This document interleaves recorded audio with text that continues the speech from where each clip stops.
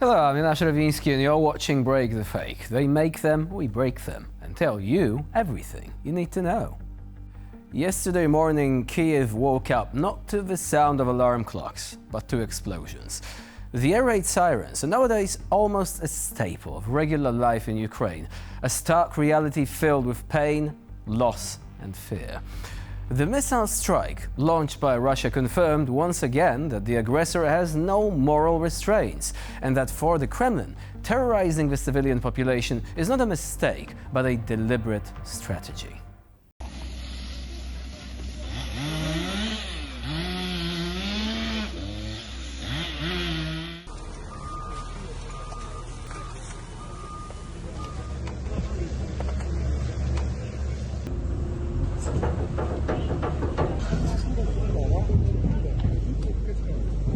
Among those killed in the strike was a 6-year-old boy named Matvey Marchenko. This name should stand as a painful reminder to the world.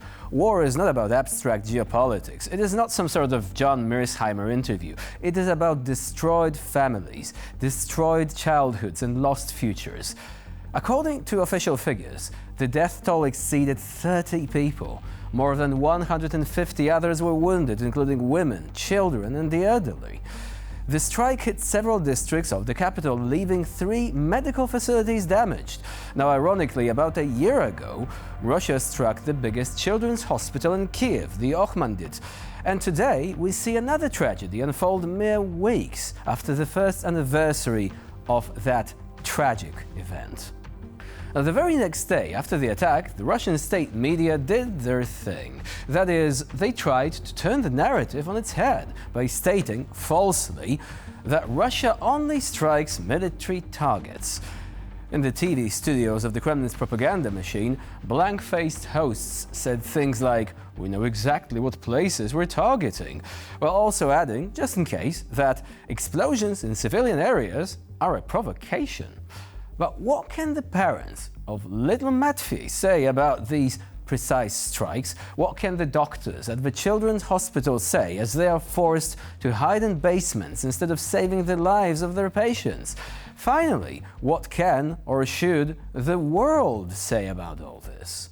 Министерство обороны России только что сообщило о нанесении ночью массированного удара по военным объектам на Украине. Всю ночь Киев находился под ударами наших БПЛА и ракет. Герани заходили на военные цели в украинской столице с 3 сторон, с севера, востока и с юга. Всего в атаке были задействованы более 300 БПЛА, 8 «Искандеров».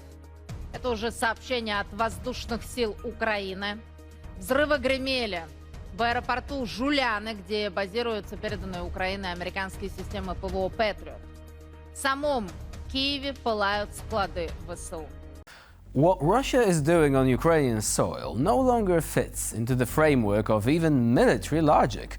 It is no longer just a war, it is a systematic campaign of terror against the civilian population, targeting hospitals, schools, residential areas. With each new attack, the propaganda tries to change the optics. It wasn't us, we don't target those, and other excuses in that vein. But the trail of destruction does not lie. It leads us directly to the perpetrators of the crime.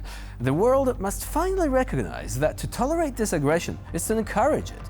Every day of delay in the transfer of air defense systems, every attempt at dialogue with the terrorist regime is another chance for a missile to reach a hospital, and another chance for a Kremlin TV anchor to call it a precision strike. Flowers now fill the craters left by the impacts.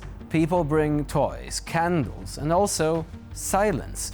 The same silence that Russian missiles and drones break every time they fly over Ukrainian cities.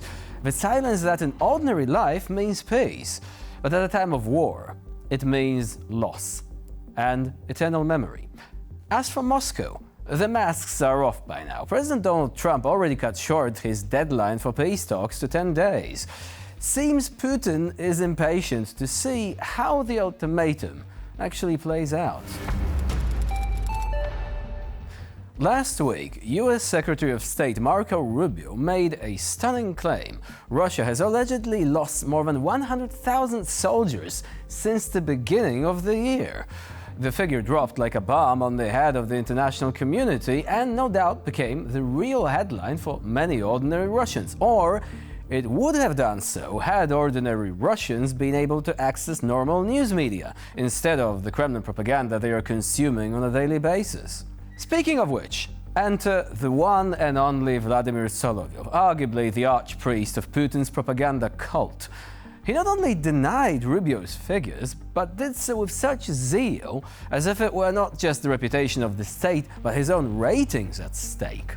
These are all fakes and provocations, Soloviev confidently asserted, adding, "We have no such losses. Can you imagine if this were true? It would be a disaster.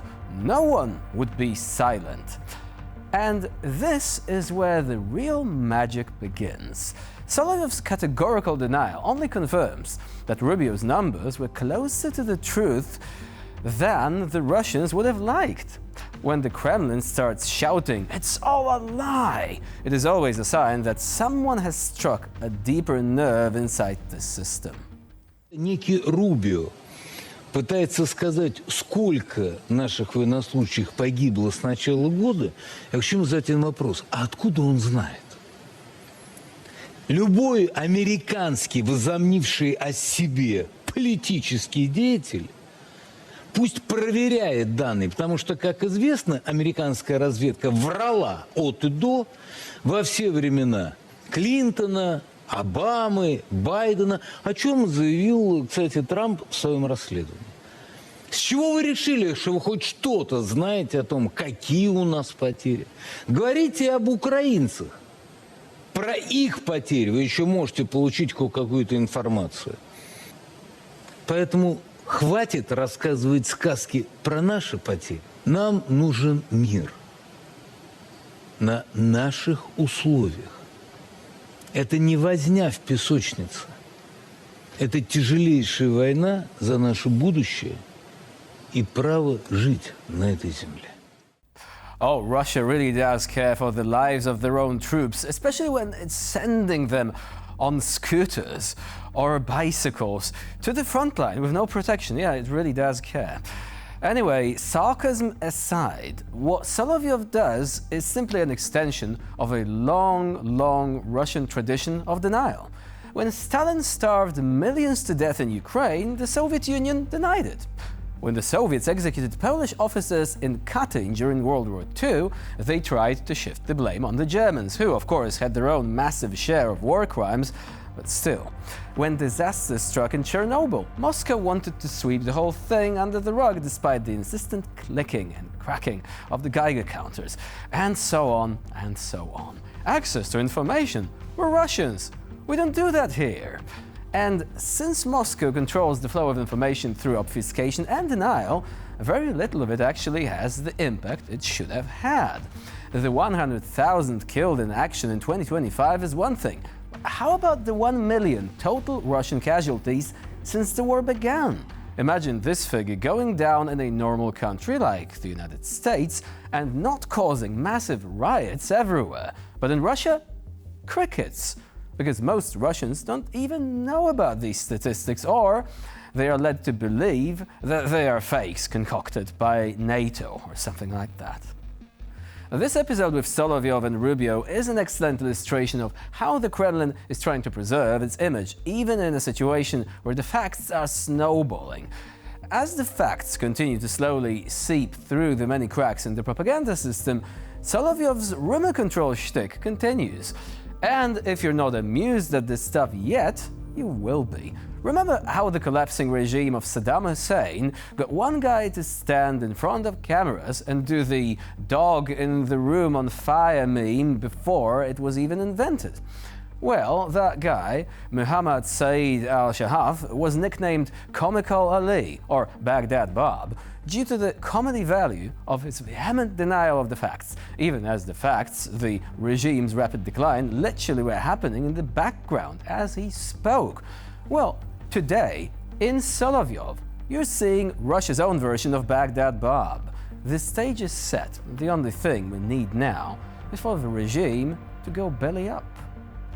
And with this, we conclude this edition of Break the Fake. Please stay with us here on TVP World for more latest news and updates.